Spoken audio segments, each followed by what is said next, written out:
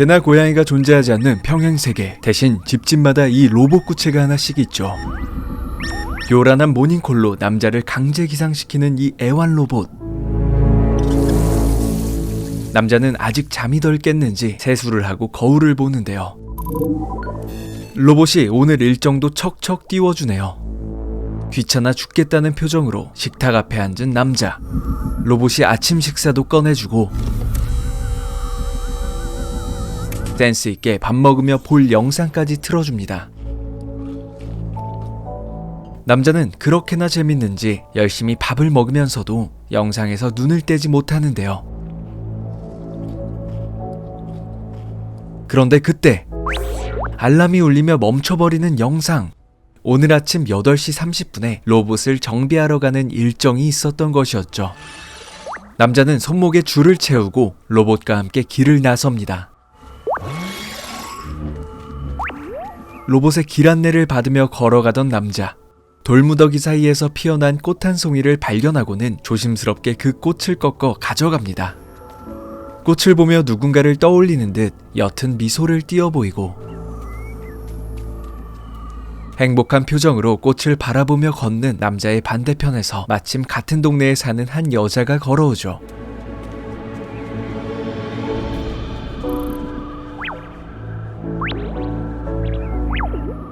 묘한 분위기의 두 사람.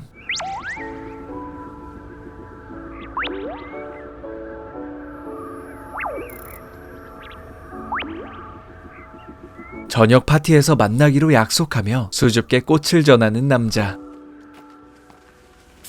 로봇이 열심히 두피에 광내는 동안 의자에 앉아 따분하게 시간을 보내고 있는데 창밖에 방금 마주쳤던 짝사랑녀가 지나갑니다. 하지만 로봇 정비에 손이 묶인 남자는 그녀에게 인사를 건네지 못하고 아쉽긴 하지만 저녁에 있을 파티에서의 만남을 기약하며 자리로 돌아와 앉습니다. 그리고 드디어 해가 저물고 그녀를 만나기로 한 파티장을 찾은 남자.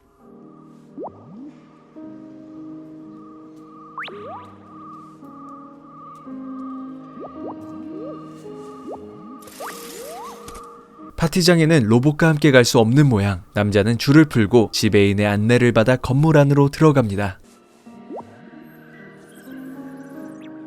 오늘의 귀한 손님들을 기다리고 있는 화려한 파티홀.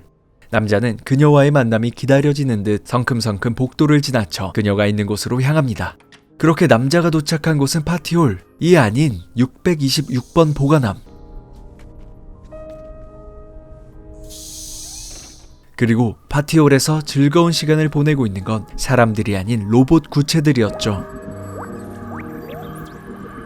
애완 로봇인 줄 알았던 구체들이 사실은 인간을 애완동물로 키우는 존재들이었음이 밝혀지고 보관함에 갇혀 유리벽을 사이에 두고 손을 맞대며 서로의 마음을 확인하는 두 사람의 애틋한 모습을 보여주며 이 짧은 영화가 끝이 나게 됩니다.